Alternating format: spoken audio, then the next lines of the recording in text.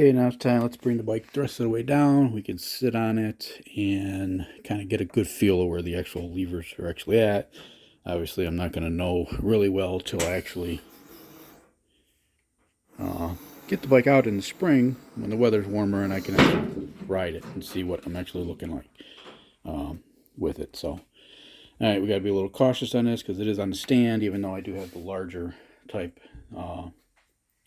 wheel chalk on there. Now, this is actually a Harbor Freight lift.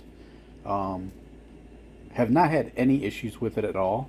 It is important that you use your lock bar with any lift to where it's actually securing it so your pressure's not on your piston. No different than if you use the floor jack.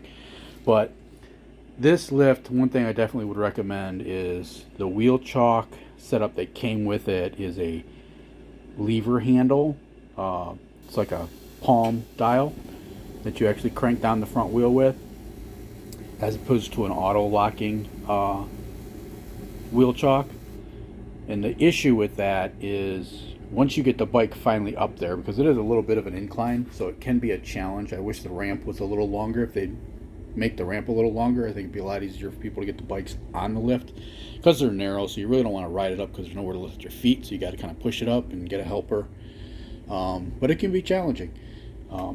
So changing this out, so the lift, basically you're anywhere between $300 to $400 depending on when you buy it and what kind of coupons you get, and then you're going to spend probably a little over $100 for this particular one, because it actually, once it sets in place, this part actually locks the actual wheel back in, and you can actually get off the bike without it falling over or having somebody holding it and then cranking down the other wheel chalk that actually came with the lift. So definitely recommend getting one wheel chalk that actually has an auto fixed that actually holds the wheel in place.